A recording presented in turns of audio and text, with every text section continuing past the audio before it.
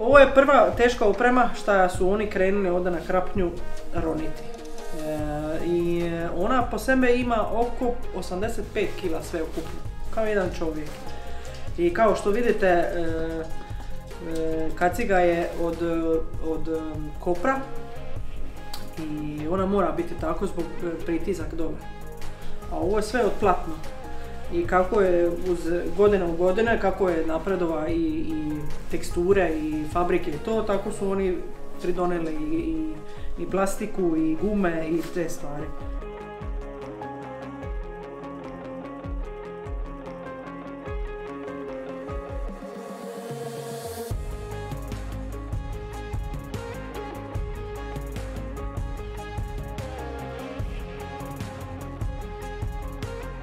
Ima i postole, kako mi kažemo, svaka postola do 12 kg ima. Cipelice, da. Morali su imati tako, zato što oni u biti nisu plivali u more, nego su oni šetali u more. I još uz sve ovo, morali su imati utege, isto ove, dvije, jedna ovdje ispred dođe, jedna ovdje iza dođe. Kako su imali zrak? Zrak kroz cijevi, šta je bilo spojen na pumpu, sad neku manualnu pumpu, a kasnije je bilo isto dizelski pumpa. Koliko dugo su mogli ostati dalje?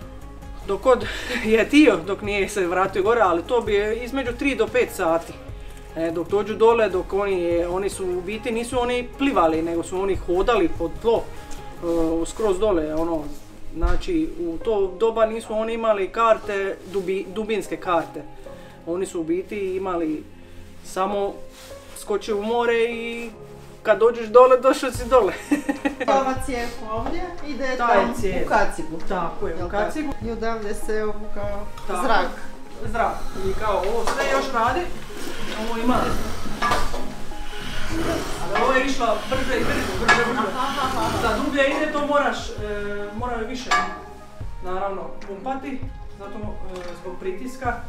To se sve suži i njemu ostaje samo zrak, ono što je u kacigu. I ako prestane vrtiti, onda nema zraka. Ne smije prestati. Ne smije prestati nikako. Znači moraš biti na dobrom prijateljstvom sa ovima što ti drži život u rukama. Oni nisu imali apsolutno ništa ovdje. I tako kako je, ovo je bio fratarski otok, ovo nije trebalo biti useljenje uopće.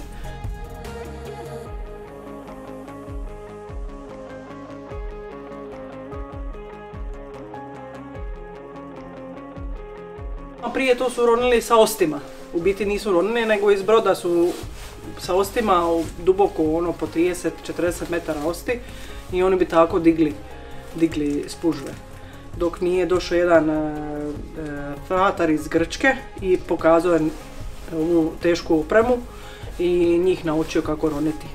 Muškarci su u biti bili jedini što su išli na more, a žene su sve drugo radili.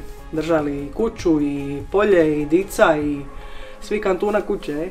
Kada se mogu reći da je dobar ulov? Barem do 10-15 kila. To je dobar dan. Znači, oni idu na vijažu, kako mi kažemo, od 15 do 30 dana. Tokom ljeta. Znači, to je tako da prvo 2 puta, napunu se, vratu se doma, malo se odmori nekoliko dana i opet. 15-20 dana odu i onda svaki dan se spuštaju? Da. Po 2-3 puta se spušta. Ne samo jedan put. I onda 10 kila dnevno. Bi bilo dobro? Bilo bi dobro, bilo bi dobro. I onda se spužve stavljaju sušiti, jel tako? Spužve se digne i onda se oni izgazu. Mora se izgaziti i vraća se opet u more. Kurenat radi svoje, ribice rade svoje, uzima to sve što izlazi iz njih. I tako još 2 puta do navečer. I onda ujutro se to sve stiska ponovo i stavi se u velikim balama na brodu, da uzima manje sake. I onda se pokrije, ne smije se kišniti, ne smije obična voda. Kad dođu doma, onda oni to izvadu i odmah stavu se sušiti na cestu ili gdje god stignu. Da se usuši jedan dan i onda se stavi i spremi se u mračnu, nevlažnu prostoriju.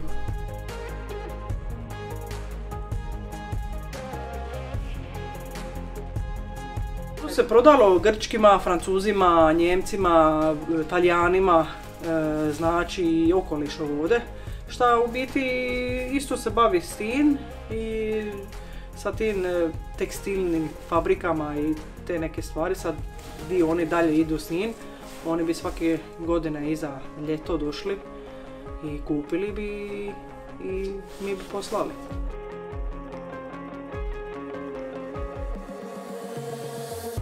Moj svekar i muž još su aktivni i još se bave tome i nadamo se da će tako i naša djeca preuzeti i njihova. Jesu probali?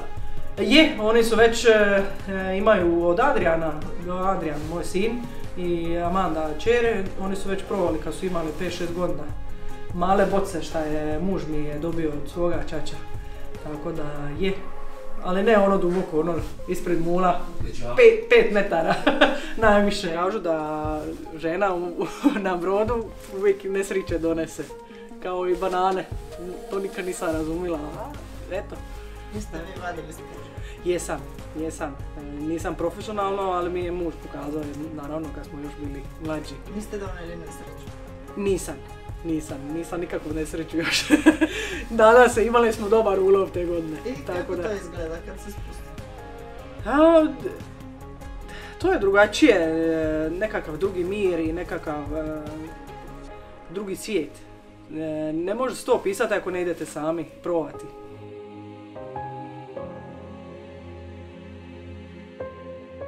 A mi je to najviše za prodaju kućanstvo, za poklone, zato je jako dobro za tijelo, ovako rafinirana. Ona ima dosta joda i dosta minerale i vitamine šta od kamenja, od svega okoliša more. I ona to drži jako dugo u sebi. I jako je složena, ali tako jednostavna. Dosta turiste koji dođe ne znaju da to postoji spužva i da je ona u biti životinja, živo biće. I onda to se sve ispriča i pokaže im i demonstrira se i kupuju. Wow efekt se napravi i to smo htjeli.